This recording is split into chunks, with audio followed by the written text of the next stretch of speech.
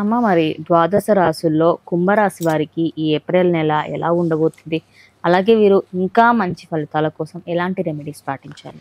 కుంభరాశికి రాశాధిపతి వచ్చి శని భగవానుడు. అయితే కుంభరాశిలో కూడా వ్యయాధిపతి కూడా అయ్యాడు ఈయన. కుంభరాశిలోకి మనకి ఈ ఏదైతే ఈ రాశిలో ఒకే రాశిలో స్వక్షేత్రంలో కుజుడు కూడా వచ్చి చేరాడు మనకి.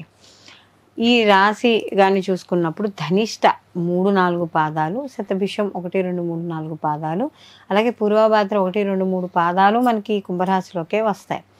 అయితే ఎప్పుడైతే 2 గ్రహాల యొక్క కలయిక అనేది జరిగిందో కాస్త కోపము, క్రోధము ఇలాంటివి, అంటే తనుభావంలో ఉన్నాడు కాబట్టి ఏది నిర్ణయాన్ని సరిగ్గా తీసుకోలేకపోవడం వల్ల విసుగ్గా ఉండడం, ఇలాంటివన్నీ కూడా మనకి కనబడుతూ ఉంటాయి.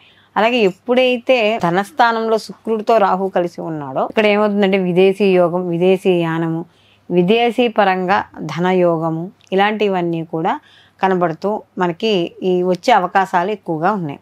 అలాగే ఇక్కడ ప్రాపర్టీలు ఏవైనా అమ్మకాలు, కొనుగోలు, లేకపోతే ఏదైనా మధ్యవర్తిగా ఉన్నప్పుడు కొంతమంది చూడండి ఈ భూములు కొనుగోలు అమ్మకాలు చేసేటప్పుడు రియల్ ఎస్టేట్ వ్యాపారస్తులు వీళ్ళు ఉంటారు. సో వీళ్ళకి కొద్దిగా జాగ్రత్త వహించుకుంటూ అవి కరెక్ట్గా అన్ని డాక్యుమెంట్స్ సరిగ్గా ఉన్నాయా లేదా అని చూసుకుంటూ చేయాలి. అలాగే ఇంకా ఎప్పుడైతే శుక్రుడు ధనస్థానంలో కంబస్ట్ అయి ఉన్నాడో అప్పుడప్పుడు అనవసరమైన ఖర్చులు ఎక్కువగా ఉండడం అనేది ఉంటుంది. అంటే ఎలా అంటే అది కొనుక్కోవాలి వస్తువు అనేటప్పటికీ 10 రూపాయల వస్తువుని 20 రూపాయలైనా పెట్టి కొనేయడం అనమాట. ఆ 10 రూపాయలు అనేది నష్టమే కదా. సో కాబట్టి అలాంటి విషయాల్లో కాస్త జాగ్రత్త వహిస్తూ ఉండాలి. అలాగే కమ్యూనికేషన్ విషయాల్లో కూడా కాస్త ఎప్పటికప్పుడు జాగ్రత్తగా ఉంటూ ఉండాలి. ఎందుకంటే తృతీయ స్థానంలో గురువు యొక్క సంచారం కాబట్టి సోదరుల ముఖ్యంగా సోదరులతోనే కాస్త జాగ్రత్తగా ఉండడం ఇలాంటివి చేస్తూ ఉండాలి. అలాగే సంతాన విషయాల్లో రాజకీయ పరంగాను వీటిలన్నిటి పరంగా కూడా కాస్త అనుకూలంగానే ఉంది. వాటి వల్ల పెద్దగా ఇబ్బంది అంటూ ఏమీ లేదు. ఆదాయ మార్గాలు పెరగడం, కుటుంబంలో కూడా ఆదాయ మార్గాలు పెరగడము, కాస్త నూతన వ్యక్తుల పరిచయాలు, ఇవన్నీ కూడా ఈ నూతన వ్యక్తుల పరిచయాలు కొంత భవిష్యత్తులో ఉపయోగకరంగా ఉండడం ఇలాంటివి కూడా ఉంటాయి. అయితే వివాహ విషయాలు ఏవైతే ఉన్నాయో ఆ వివాహ విషయాలు, ఎందుకంటే సప్తమాధిపతి వచ్చి ఈ యొక్క ఎవరైతే రవి ఉన్నాడో ఆ రవి వచ్చి వీళ్ళకి ద్వితీయ స్థానంలో సంచారం చేయడం అనేది జరుగుతుంది. కాబట్టి వివాహ సంబంధించిన విషయాల్లో భాగస్వామి విషయాల్లో జాగ్రత్త వహిస్తూ ఉండాలి. అలాగే ఇక్కడ శని కుజుల యొక్క మార్పు ఏదైతే ఉందో అది ఇక్కడ దశమాధిపతి అయిన కుజుడు వీళ్ళతో కలిసి ఉన్నాడు కాబట్టి, శనితో కలిసి ఉన్నాడు కాబట్టి ఇక్కడ తృతీయ అలాగే దశమాధిపతి కాబట్టి తృతీయ దశమాధిపతి ఎప్పుడైతే కలిసి ఉన్నాడో ఉద్యోగ విషయాల్లో వృత్తిపరంగా జాగ్రత్త వహించుకుంటూ ఉండాలి. అలాగే ఇక్కడ విదేశీ యానానికి సంబంధించిన విషయాలు, ఎవరైనా కొత్తగా మేము విదేశాలు వెళ్ళాలనుకుంటున్నాం అనుకున్న వాళ్ళకి వాళ్ళు కూడా ఏదైనా ఎవరైనా రమ్మన్నా లేకపోతే ఎక్కడైనా మనం డబ్బులు కట్టినా వాళ్ళ కంపెనీ బోగసా ఒరిజినల్లా అన్ని వివరాలన్నీ తెలుసుకుని అప్పుడు ముందుకు వెళ్ళడం అనేది మంచిది.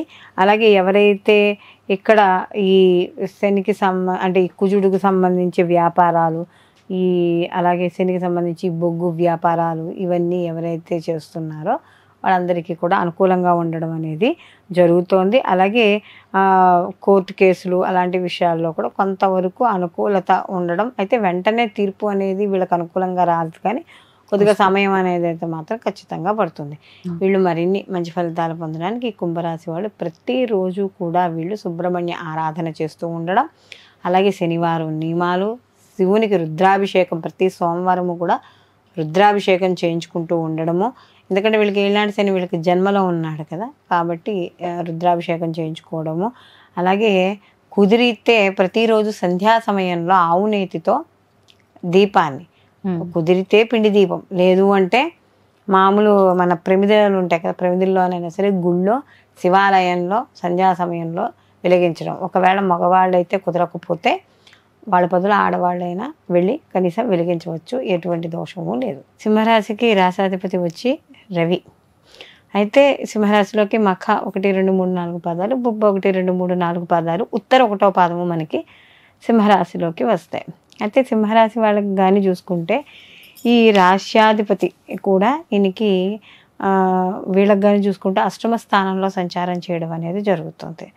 ఎప్పుడైతే ఈయన అష్టమ స్థానంలో సంచారం చేస్తున్నాడో కాస్త కొంచెం వ్యతిరేక ఫలితాలు, ఇక్కడ రాహుతో కలిసి ఉండడం, తదనంతరం ఆయన ఉచ్చక్షేత్రంలోకి మార్పు చెందినా కూడా కాస్త కొంత అందులో వీళ్ళకి ధనాధిపతి వక్రీకరించడం ఇలాంటివన్నీ కూడా కాస్త కొంచెం అంటే ఇక్కడ ఎప్పుడైతే ధనాధిపతి కూడా వక్రీకరించాడో వీళ్ళకి కాస్త కొంచెం మధ్యలో అనుకూలమైన ఫలితాలు కూడా వీళ్ళకి గోచరించడం అనేది జరుగుతుంది. అయితే ఇక్కడ ఎప్పుడైతే ఈ యొక్క రాశ్యాధిపతి అయిన రవి రాహుతో కలిసి ఉన్నాడో కొంత అంటే బయట వివాదాలకి వాటికి గొడవలకి దూరంగా ఉండడం, ఎవరు చెప్పిన మాటలు ఎవరు చెప్పిన అంటే ఎవరైనా ఏదైనా చెప్తే అది నమ్మేయడం ఇలాంటివి చేయకుండా ఏ పని చేసినా కూడా ఒక క్లారిటీగా క్లియర్గా తెలుసుకొని పనిచేయడం అనేది మంచిది. అలాగే ఇక్కడ ద్వితీయ స్థానంలో కేతు ఉన్నాడు, అందులో ధనాధిపతి వక్రీకరించాడు. అయితే కేతు ఉన్న ప్రభావం మాత్రం కనపడుతూ ఉంటుంది. ఎందుకంటే మాట్లాడేటప్పుడు కానీ ఎదురు వాళ్ళతో చేసేటప్పుడు కానీ ఇలాంటి విషయాల్లో కొద్దిగా జాగ్రత్త అనేది ఎక్కువగా వహించాలి. దీనికి తగ్గట్టుగా వీళ్ళు లక్ష్మీ గణపతి ఆరాధన మాత్రం ఎక్కువగా చేసుకోవడం ద్వారా వీళ్ళకి కొంత ఈ కేతు యొక్క ప్రభావం అనేది తగ్గడం, ఎందుకంటే కుటుంబ స్థానం మీద కూడా ఉంటుంది కాబట్టి కొన్ని విషయాల్లో చూసేటప్పుడు ఒక రకమైన వైరాగ్య స్థితికి చేరుకోవడం అనేది కూడా ఇక్కడ మనకి కనబడుతుంది. కాబట్టి లక్ష్మీ గణపతి ఆరాధన అనేది చేసుకోవాలి. అలాగే ఇక్కడ ఏదైతే శుక్రుడు ఉన్నాడో వీళ్ళకి తృతీయాధిపతి శుక్రుడు కొన్ని పాపగ్రహాలు అంటే రవి మనకి అలాగే రాహుతో కూడా కలిసి ఉన్నాడు.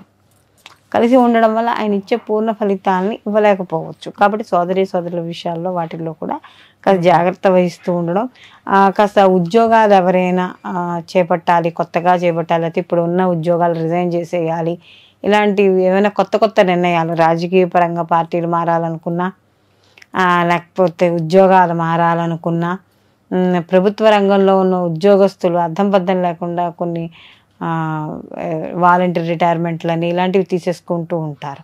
ఇలాంటివన్నీ కూడా తొందరపడి నిర్ణయాలు అనేవి తీసుకోకూడదు. కొంచెం నిదానంగా ఆగి నిర్ణయాలు తీసుకోవడం, ఆలోచించుకోవడం అనేది మంచిది. అలాగే జీవిత భాగస్వామి విషయాల్లో వాటిల్లో కూడా కొంత జాగ్రత్త అనేది వహించాలి. ఎందుకంటే సప్తమ స్థానంలో ఇక్కడ వాళ్ళకి శని కుజుల యొక్క కలయిక అనేది నడుస్తుంది. కాబట్టి కొంత వివాదాలకి తావు ఉంటుంది భార్యాభర్తల విషయాల్లో.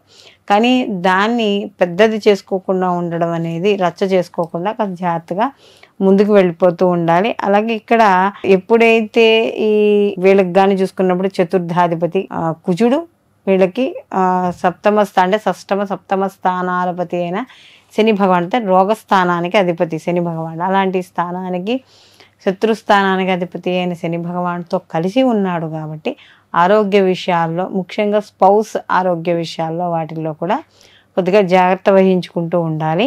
అలాగే వివాహానికి సంబంధించిన విషయాల్లో, ఎందుకంటే ఇక్కడ ఎప్పుడైతే ఇక్కడ శుక్రుడు మనకి కంబస్ట్ అయి ఉన్నాడో వివాహానికి కారకుడు, కాస్త మోసం చేసే అవకాశం అనేది ఉంటుంది వివాహానికి సంబంధించిన విషయాల్లో. దానికి కూడా జాగ్రత్త వహించుకోవాలి.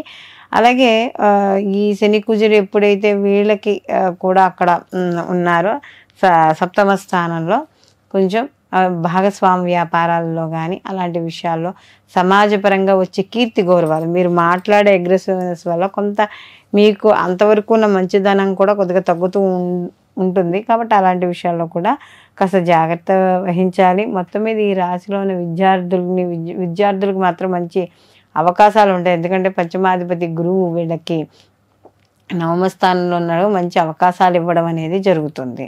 మొత్తం మీద ఈ రాశిలో ఉన్న క్రియేటివిటీ రంగాల్లో ఉన్న వాళ్ళందరికీ కూడా అనుకూలమైన ఫలితాలు గోచరిస్తున్నాయి.